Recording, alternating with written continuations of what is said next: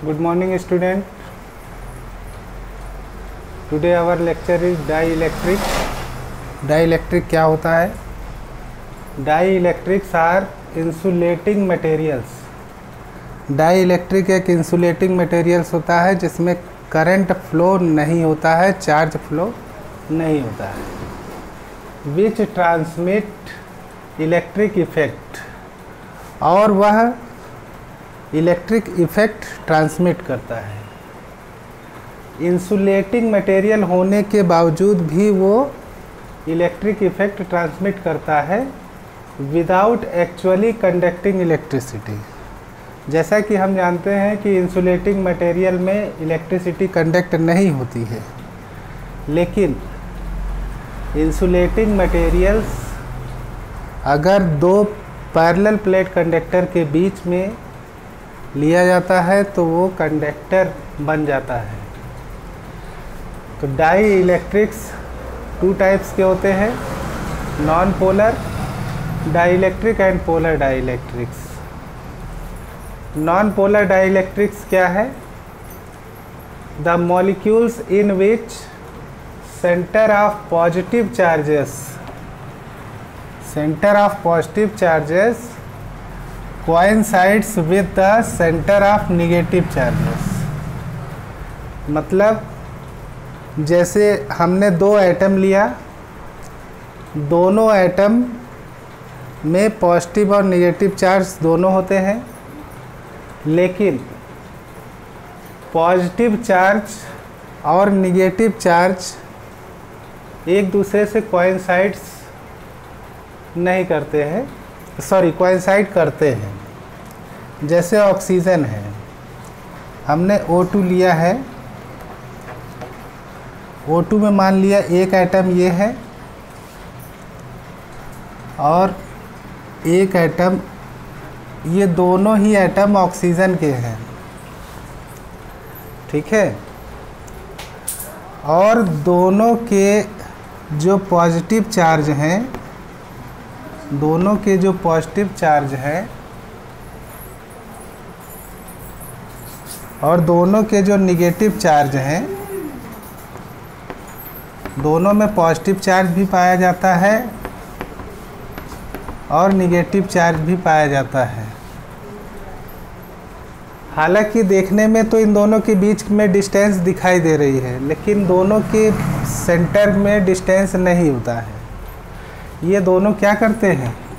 Coincides करते हैं, ठीक है। तो ये ऑक्सीजन का जैसे हमने आपको एक एग्जांपल बताया, वैसे ही आपका होता है polar dielectrics.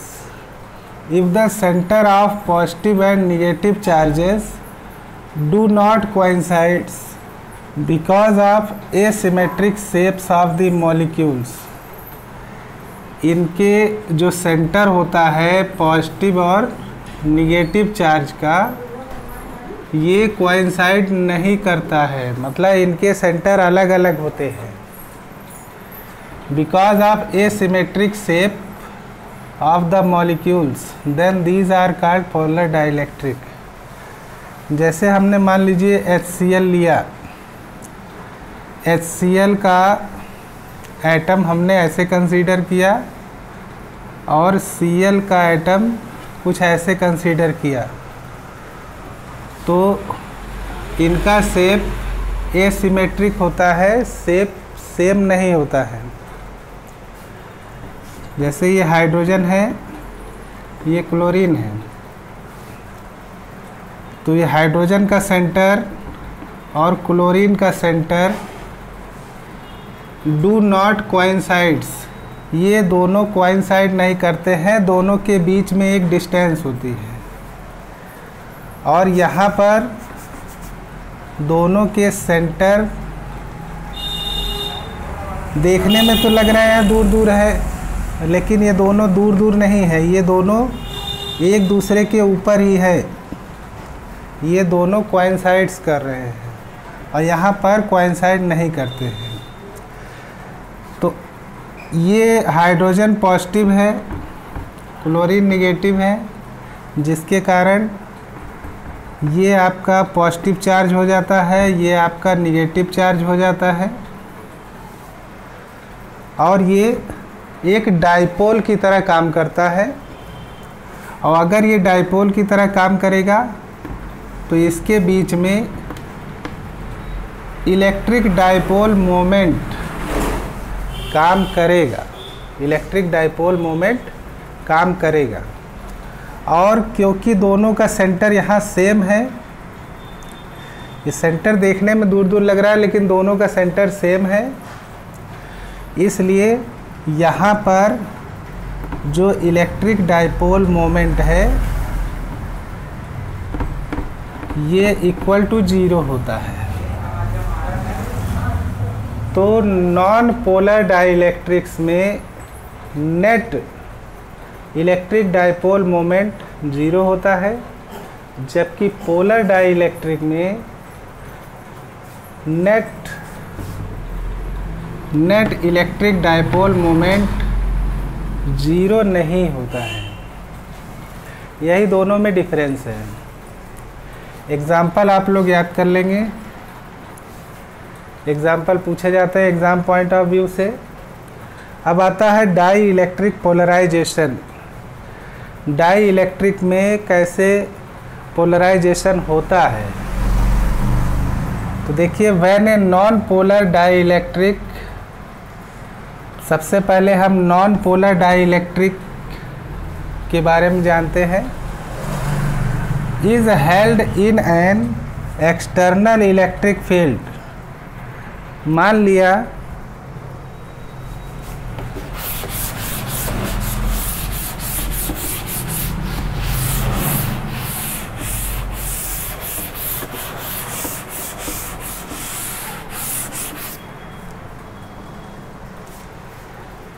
when a non-polar dielectric is held in an external electric field,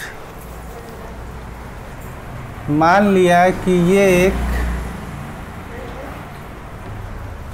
die electric है और इसके अंदर जो इलेक्ट्रिक फील्ड है वो 0 है। ठीक है, ये एक डाई इलेक्ट्रिक है और इसमें इलेक्ट्रिक फील्ड 0 है। ये आपका एक्सटर्नल इलेक्ट्रिक फील्ड है। तो the centre of positive charge in each molecules is pulled in the direction of E and the center of negative charge electrons is pulled in the direction opposite to E। अगर किसी dielectric का electric field, external electric field 0 है तो non polar dielectric की condition में, non polar dielectric की condition में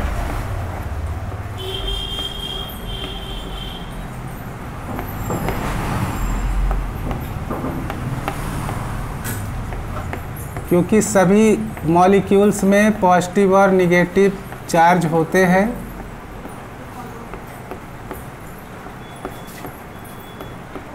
क्योंकि सभी मॉलिक्यूल्स में पॉजिटिव और निगेटिव चार्ज होते हैं, तो डाई इलेक्ट्रिक के अंदर जो भी मॉलिक्यूल्स हैं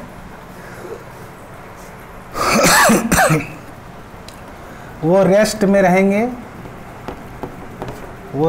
रहेंगे और इनका कोई डायरेक्शन नहीं होता है। लेकिन जैसे ही एक्सटर्नल इलेक्ट्रिक फील्ड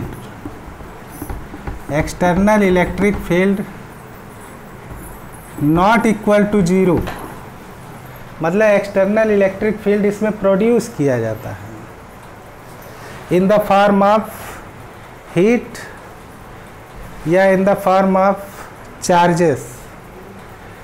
अगर इसमें इलेक्ट्रिक फील्ड प्रोड्यूस किया जाता है तो हम ये देखते हैं ये जितने मॉलिक्यूल्स हैं ये देखिए,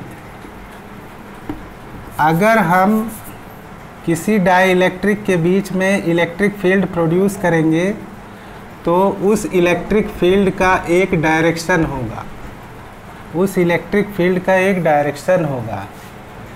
उसके अकॉर्डिंग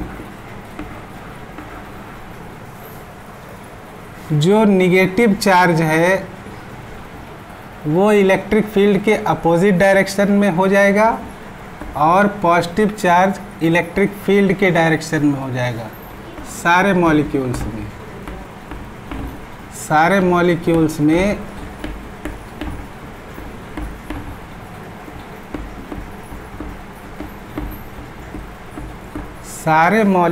में पॉजिटिव चार्ज का डायरेक्शन इलेक्ट्रिक फील्ड के डायरेक्शन में हो जाएगा और निगेटिव चार्ज का डायरेक्शन इलेक्ट्रिक फील्ड के अपोजिट डायरेक्शन में हो जाएगा। देखिए इसमें लिखा है कि when a non-polar dielectric is held in an external electric field, अगर किसी नॉन पोलर डाइइलेक्ट्रिक को हम एक्सटर्नल इलेक्ट्रिक फील्ड में रखते हैं तो एक्सटर्नल इलेक्ट्रिक फील्ड अगर जीरो होगा तो काम नहीं करेगा, लेकिन एक्सटर्नल इलेक्ट्रिक फील्ड अगर जीरो नहीं है तब क्या होगा? The centre of positive charge in each molecule is pulled in the direction of E। ये जो पॉजिटिव चार्ज है ये E के डायरेक्शन में चला जाएगा and the centre of negative charge means electrons is pulled in the direction opposite to E, और negative charge electric field के अपोजिट डायरेक्शन में हो जाता है। इस तरीके से हमारा नॉन पोलर डाइइलेक्ट्रिक का पोलराइजेशन हो जाता है। इस प्रकार नॉन पोलर डाइइलेक्ट्रिक का पोलराइजेशन हो जाता है। अब हमें ये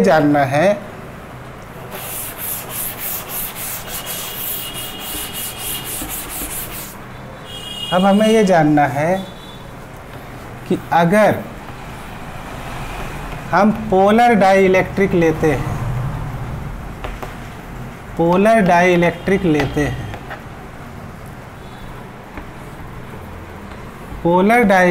में जो मॉलिक्यूल्स होते हैं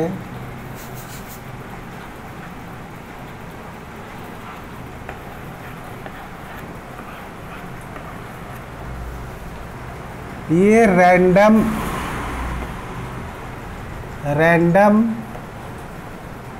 मूव करते हैं, जबकि नॉन पोलर डाइइलेक्ट्रिक में हमने बताया था कि मॉलिक्यूल्स मूव नहीं करते, इन रेस्ट में रहते हैं। तो इसका मतलब कि कभी मॉलिक्यूल का पॉजिटिव इस तरफ रहता है, निगेटिव इस तरफ रहता है, कभी निगेटिव इस तरफ रहता है, कभी पॉजिटिव इधर रहता है, कभी निगेटिव इधर हो जाता है, पॉजिटिव इधर हो जाता है, कभी निगेटिव इधर रहता है, कभी पॉजिटिव इधर हो जाता है, निगेटिव इधर, पॉजिटिव इधर, पॉजिटिव इधर, निगेटिव इधर। मतलब इसमें क्योंकि दोनों का सेंटर अलग अलग होता है और इनका जो इलेक्ट्रिक डाइपोल मोमेंट है, इलेक्ट्रिक डाइपोल मोमेंट जो है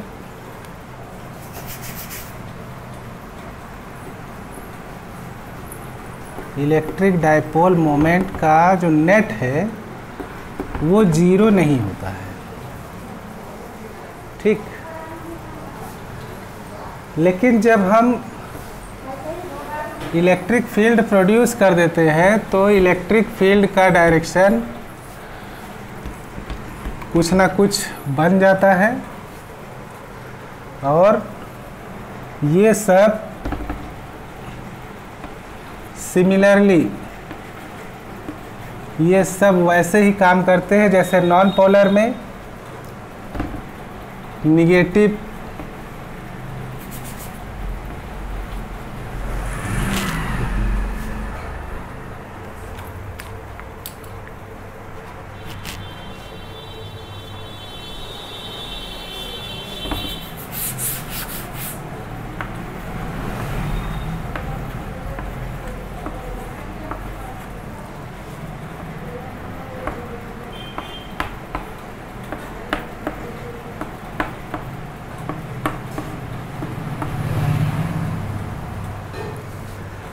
ये सारे मॉलिक्यूल्स का जो पॉजिटिव चार्ज होता है वो डायरेक्शन ऑफ इलेक्ट्रिक फील्ड हो जाता है, और जो निगेटिव चार्ज होता है वो उसका direction opposite to electric field हो जाता है। ऐसा होने पर जो हमारा डाइइलेक्ट्रिक है ये कंडक्टिंग प्लेट की तरह काम करने लगता है। कंडक्टिंग प्लेट की तरह ये काम करने लगता है, इसका ये साइड और ये साइड। तो इसकी कुछ थिकनेस हमको कंसीडर करना पड़ता है, क्योंकि निगेटिव का डायरेक्शन इस तरफ है, पॉजिटिव का डायरेक्शन इस तरफ है, इसलिए ये वाली प्लेट टोटली निगेटिव हो जाती है और ये वाली प्लेट टोटली पॉजिटिव हो जाती है। अच्छा, ये कंडक्टिंग प्लेट नहीं है, वो जो हम पैरेलल प्लेट कैपेसिटर पढ़े थे, पैरेलल प्लेट कैपेसिटर नहीं है,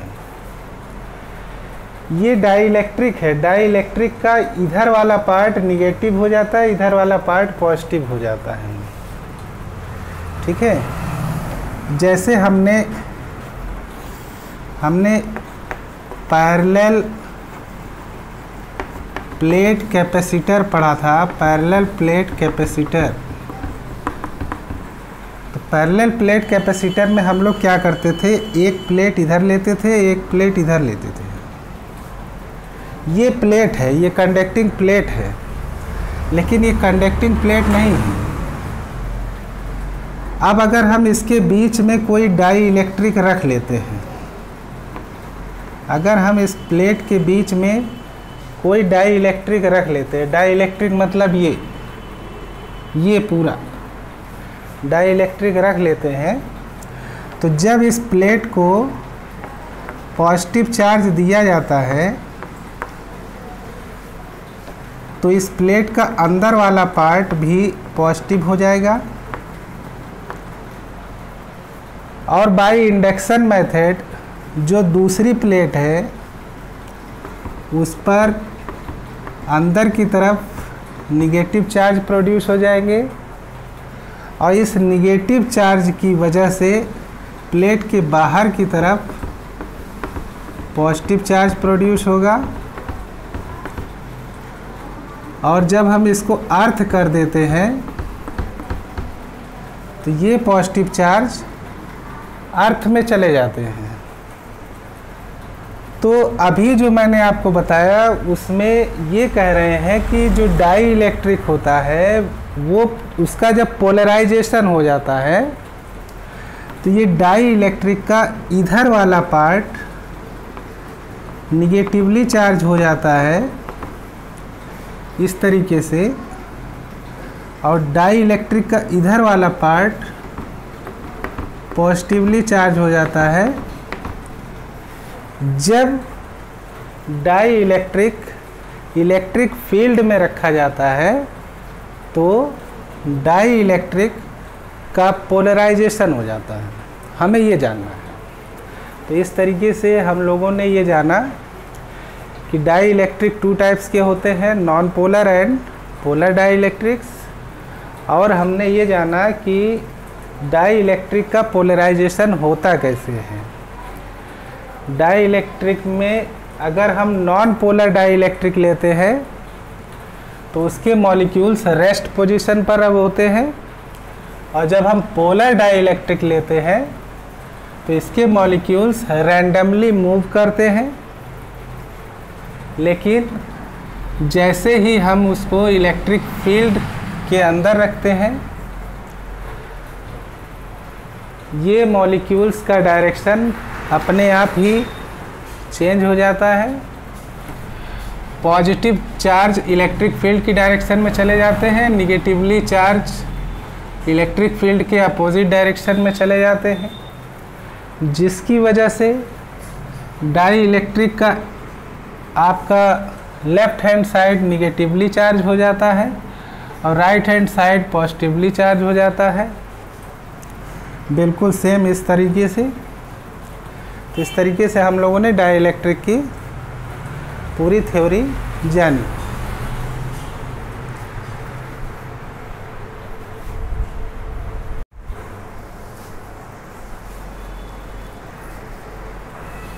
अभी जो मैंने आपको बताया कि पोलर मॉलिक्यूल्स के लिए कैसे पोलराइजेशन होता है, तो उसकी कुछ डिफिनीशंस हैं। देखिए, for polar molecules when no external field is applied, जब किसी डाइइलेक्ट्रिक में एक्सटर्नल फील्ड अप्लाई नहीं किया जाता है, मतलब E जीरो होता है,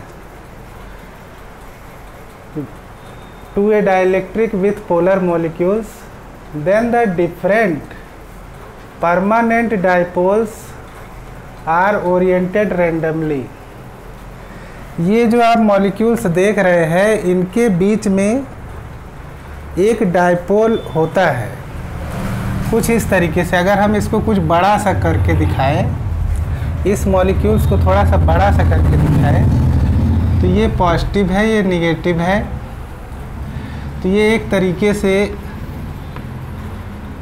ये प्लस क्यू, ये माइनस क्यू एक डाइपोल बनाता है। तो ये जितने भी मॉलिक्यूल्स हैं, इसमें एक डाइपोल छिपा रहता है। तो वही कह रहा है कि डिफरेंट परमानेंट डाइपोल, सारे मॉलिक्यूल्स का एक डाइपोल होता है और ओरिएंटेड रैंडमली, ये रैंडमली मूव करते रहते हैं ड्यू टू थर्मल एजिटेशन, गर्मी के कारण। So the total dipole moment is zero. तो इस कंडीशन में जो पी नेट होता है, डाइपोल मोमेंट पी नेट जो होता है वो जीरो होता है।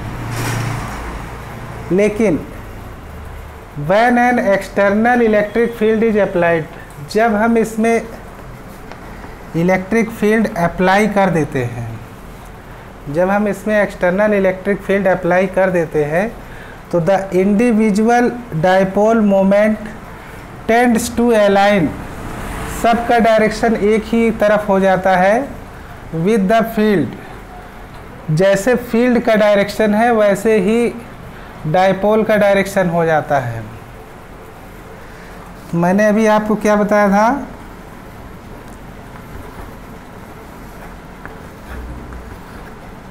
कि निगेटिव इधर हो जाता है, पॉजिटिव इधर, निगेटिव इधर, पॉजिटिव इधर, निगेटिव इधर, पॉजिटिव इधर, निगेटिव इधर, पॉजिटिव इधर, निगेटिव इधर, पॉजिटिव इधर, निगेटिव इधर, पॉजिटिव इधर।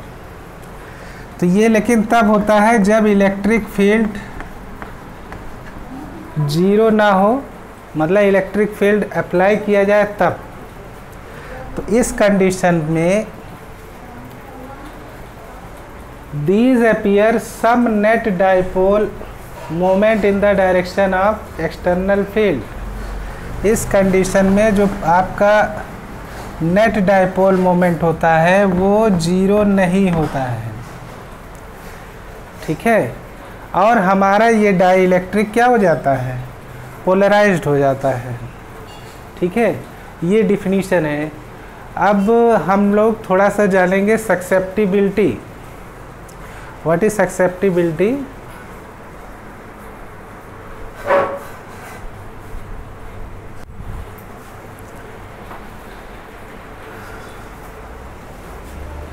इलेक्ट्रिक सक्सेप्टिबिलिटी, इसका कुछ साइन इस तरीके से होता है। इसको हम लोग CHI साई भी पढ़ते हैं। ये मैथमेटिकल सिंबल है, जैसे मैथमेटिक्स में थीटा, फाई, साई, तो वैसे ये साई है। देखिए अभी प्रीवियस अभी मैंने आपको ये बताया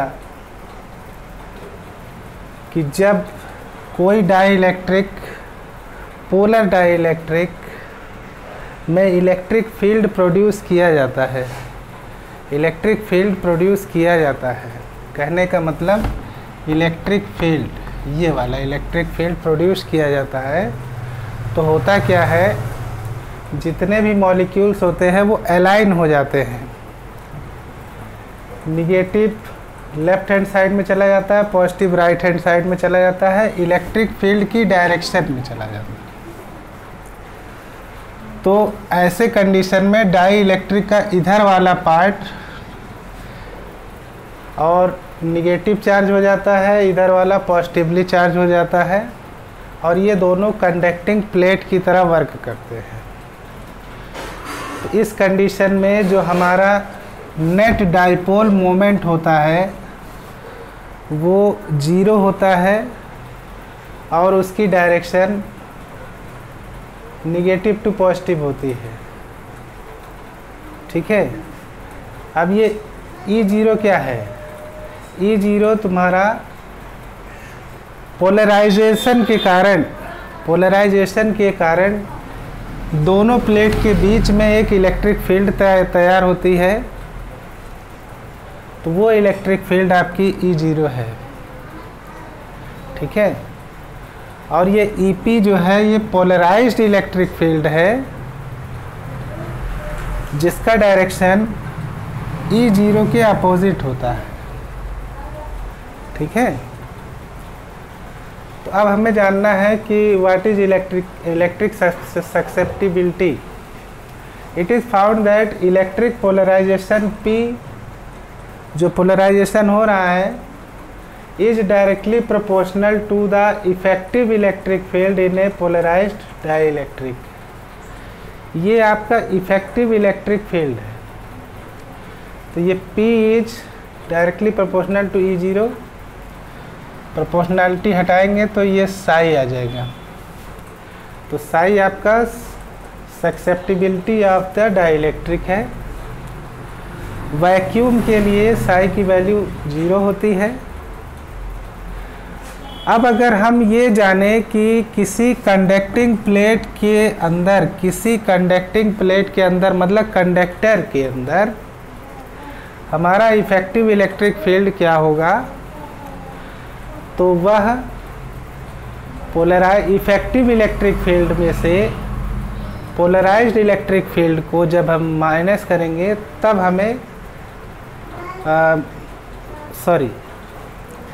पोलराइजेशन के कारण इलेक्ट्रिक फील्ड में से पोलराइज्ड इलेक्ट्रिक फील्ड को माइनस करेंगे तो हमें effective electric field in a conductor हमें मिलेगी। तो हम इससे ये कंक्लूजन निकालते हैं कि किसी भी कंडक्टर के अंदर जो इलेक्ट्रिक फील्ड है वो पोलराइजेशन के कारण जो इलेक्ट्रिक फील्ड होता है उससे ऑलवेज स्मॉलर होता है।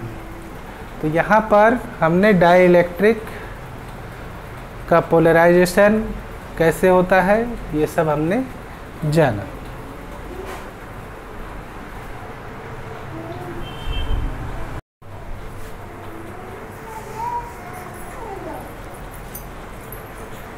चैप्टर 2 का last topic one day graph generator. ये एक फिगर है वन डे ग्राफ जनरेटर का। इन 1931 रॉबर्ट जे वन डे ग्राफ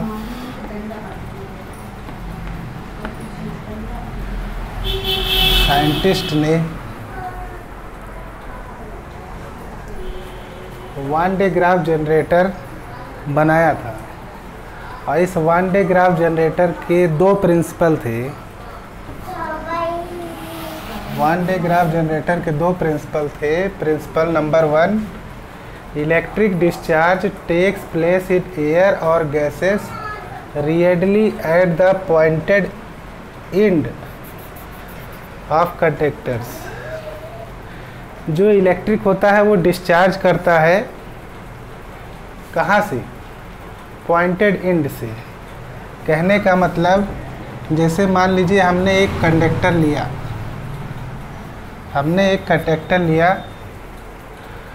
और ये थोड़ा सा नुकीला कंडक्टर है। अगर हम इसको मान लीजिए पॉजिटिव चार्ज देते हैं, मान लीजिए किसी पॉइंटेड कंडक्टर को पॉजिटिवली चार्ज देते हैं तो ये पॉइंटेड पार्ट से ये एक्सट्रैक्ट हो जाता है, बाहर निकल जाता है। कहाँ चला जाता है? टू एयर और गैसेस। देखिए यही लिखा है, electric discharge takes place in air और गैसेस रियरली at the pointed end of conductors.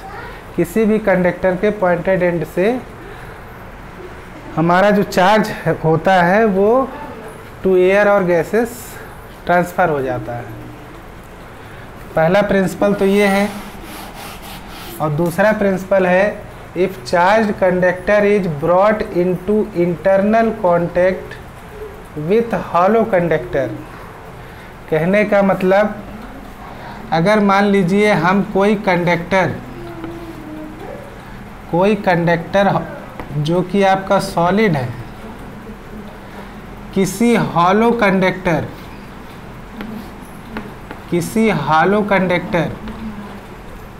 किसी खोखले कंडक्टर के नज़दीक ले जाते हैं तो क्या होता है, all of its charge transfer to its hollow conductor. ये सॉलिड कंडक्टर के सारे चार्ज हॉलो कंडक्टर में चले जाएंगे। सॉलिड कंडक्टर के सारे चार्ज हॉलो कंडक्टर में ट्रांसफ़र हो जाते हैं। However high the potential of the latter may be. और ये ऐसा तब तक होता रहेगा जब तक हमारा हाई पोटेंशियल ना हो जाए।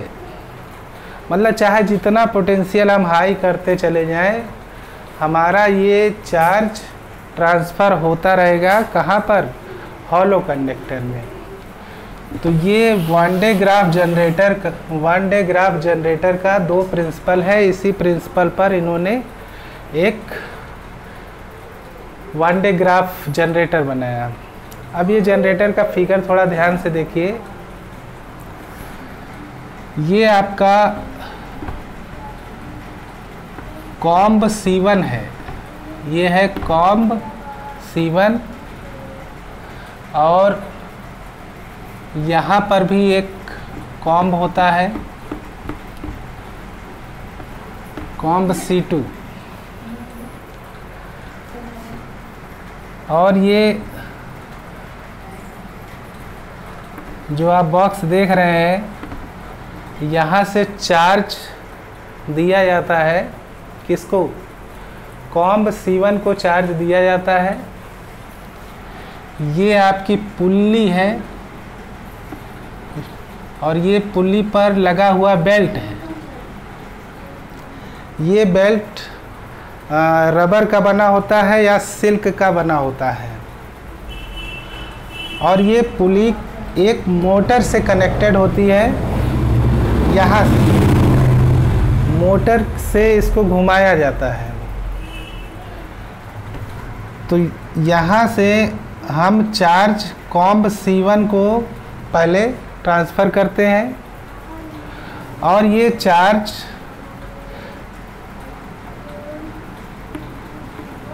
पॉजिटिव चार्ज स्प्रे करता है।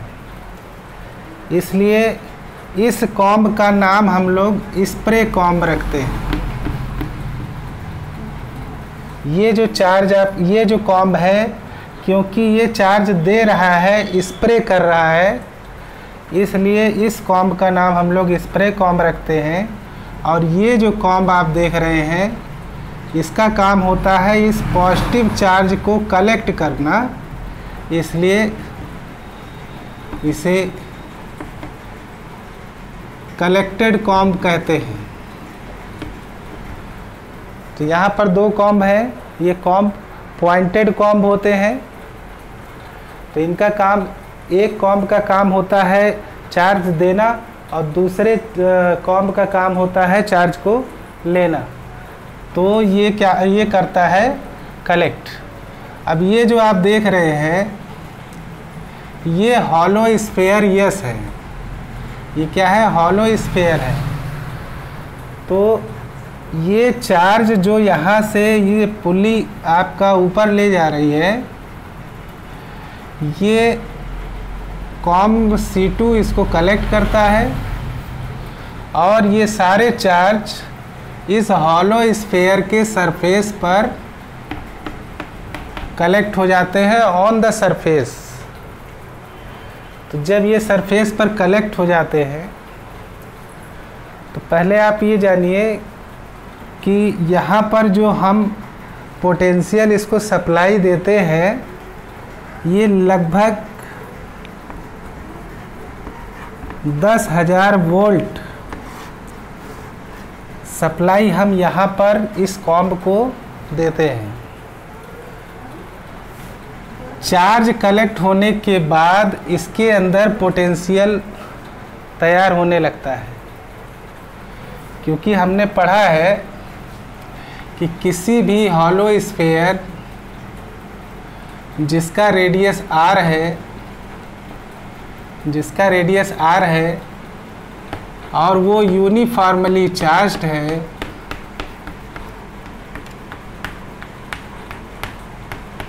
तो सरफेस पर जो पोटेंशियल होगा वह पोटेंशियल 1/4 पाई एप्सिलॉन नॉट के Q/R ये पोटेंशियल होता है। तो बिल्कुल उसी तरीके से ये भी तो आपका हॉलो स्फीयर है।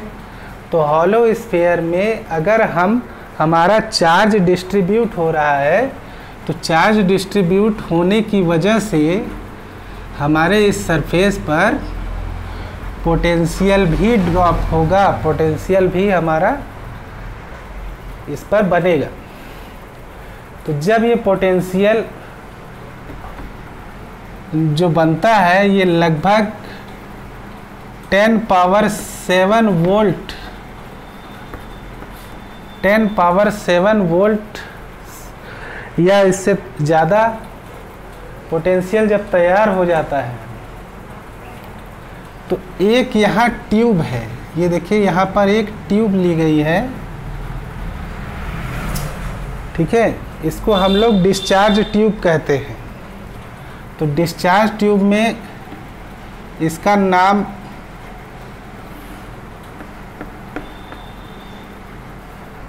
नाम है आयन सोर्स। यहाँ पर हम लोग क्या करते हैं, प्रोटॉन और न्यूट्रॉन रखा होता है। यहाँ पर प्रोटॉन या न्यूट्रॉन या इलेक्ट्रॉन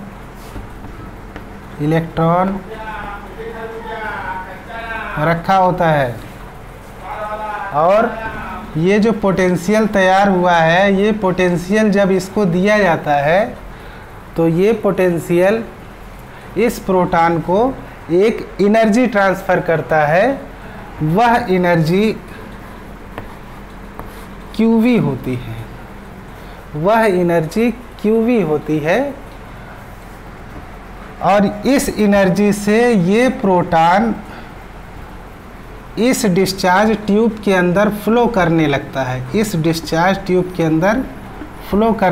है, और इसकी काइनेटिक एनर्जी बहुत अधिक होती है।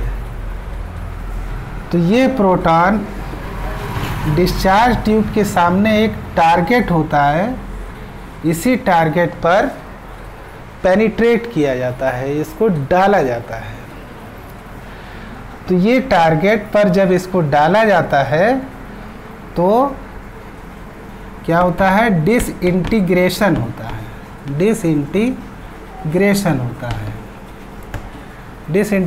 होता है। मतलब आपने पढ़ा होगा न्यूक्लियर फिजन में क्या होता है कि एक एटम पर न्यूट्रॉन बम्बार्डमेंट किया जाता है और वो एटम एक very large amount of energy produce करता है। तो न्यूक्लियर फिजन में एनर्जी बहुत सारी प्रोड्यूस होती है, तो वैसे ही ये भी वही काम करता है।